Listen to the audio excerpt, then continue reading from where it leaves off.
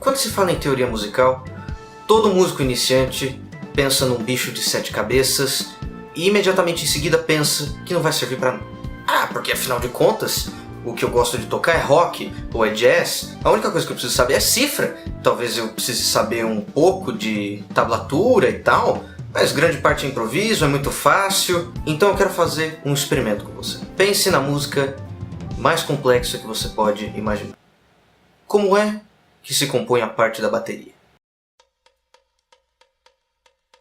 Eu gosto de usar essa ideia da bateria por um simples motivo. Quando uma pessoa só compõe uma música, ela geralmente tem uma visão muito clara daquilo que ela quer. Você pode não tocar todos os instrumentos de uma banda, mas você consegue imaginar como a bateria tem que soar naquela parte, ou como o baixo tem que soar naquela parte. Claro que se você está fazendo uma música de rock, 4x4, aquela mesma batidinha, fácil você dizer pro baterista o que fazer, fácil você dizer pro baixista o que fazer, existem coisas que já estão definidas ali. No entanto, se a gente for parar para pensar em alguma coisa que seja um pouco mais complexa, uma virada específica na bateria, você fica sem saber o que fazer. Você não pode simplesmente chegar pro baterista e falar: olha, faz desse jeito aqui.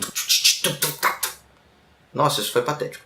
Mas então deve existir uma maneira de escrever esse tipo de coisa. E poucas pessoas conseguem pensar em como funcionaria para você escrever com uma bateria, porque afinal de contas, quando você pensa em música, você pensa naquilo escrito, com as notas ali, você pensa no ritmo e tudo mais, você nunca pensa num instrumento de percussão, você sempre pensa num instrumento melódico. Claro que existe uma maneira, dentro dos conceitos de leitura musical, de se escrever uma parte de bateria. É lógico que é uma coisa que não dá para explicar aqui num vídeo de 5 minutos. Mas esse é um dos pontos que eu gostaria de fazer a respeito de por que aprender teoria musical. Muitas pessoas acreditam que teoria musical é uma coisa que vai te limitar, porque quando você aprende teoria musical você precisa seguir regras. Teoria musical, lógico, não é simplesmente você chegar lá e saber como escrever aquilo que você quer passar. Não, existem regras a respeito de harmonia, existem regras a respeito de contraponto, regras para basicamente todas as coisas que você consegue imaginar, que tem a ver com ritmo, com melodia, com harmonia também. Mas essas regras, elas não são coisas invioláveis. Isso quer dizer que a teoria musical ela não está lá para te dizer o que você pode ou não fazer.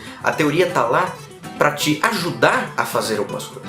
Claro, você ter a noção de como funciona um acorde maior e um acorde menor é uma coisa que certamente vai te ajudar. Mas muitas vezes você vai querer fazer uma coisa que não necessariamente tem a ver com os princípios acadêmicos de música.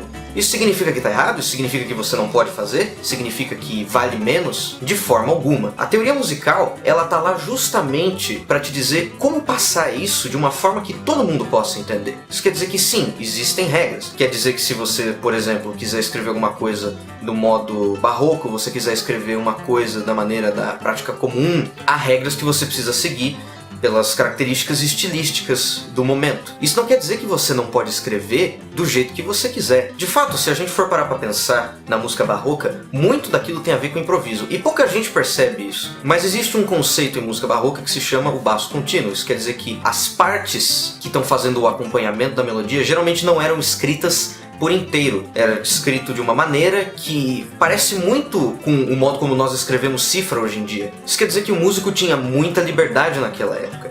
E quer dizer que os conceitos de aprender tablatura e aprender cifra não são coisas menos valorosas do que aprender teoria. Mas se você tentar sobreviver no mundo musical exclusivamente se utilizando de tablaturas, ou daquele jeito que todo professor ensina para os alunos da primeira vez, aquela maneira de escrever o número da corda e depois escrever o número da casa, e tipo 613, 62... Se você tentar passar somente com isso, você vai perceber que existem coisas ali que te limitam muito mais do que se você utilizasse teoria musical. Mas tablatura é mais fácil, teoria musical é uma coisa muito difícil, eu tenho muita dificuldade em aprender, são muitos conceitos, eu não consigo entender. Tudo bem, ninguém tá entendendo, não vou chegar pra você e dizer que é mais fácil. Não. Especialmente por ser uma coisa mais exata, significa que também é uma coisa mais complexa potencialmente de se aprender. Algumas pessoas têm facilidade, outras não. Mas ao mesmo tempo, se você for parar para pensar naquilo que vai te trazer a longo prazo, vale muito mais a pena. Imagina a língua portuguesa escrita sem nenhum acento. As coisas podem ficar confusas, você pode até entender num contexto mais informal, mas no momento em que você precisar formalizar e eliminar ambiguidades, você vai sentir muita dificuldade em lidar com isso. Isso quer dizer que eu vou chegar para você e falar: se você quiser ser um bom músico, você precisa aprender teoria musical. Não, de forma alguma. Existem muitos músicos que não sabiam ler e escrever música. Por exemplo, você deve reconhecer esta música aqui. Essa música foi composta pelo compositor grego Vangelis, e ele nunca aprendeu a ler uma nota sequer de partitura.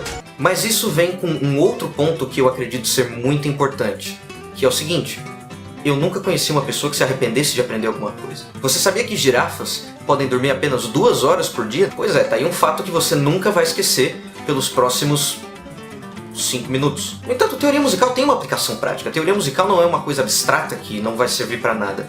Se você quer aprender música, aprender teoria musical vai ser um grande auxílio pra você. Lógico que vai parecer que eu tô puxando a sardinha do meu lado, porque afinal de contas eu sou professor e não sei o que, Mas não é só isso, porque eu falo isso do ponto de vista de alguém que detestava teoria musical e que achava que teoria musical era uma coisa que escravizava o músico e que não dava liberdade, e depois eu passei a enxergar de uma outra maneira. Bom, pessoal, essencialmente é isso. Eu espero que tenha ajudado e elucidado um pouco das suas dúvidas a respeito de como funciona a teoria musical.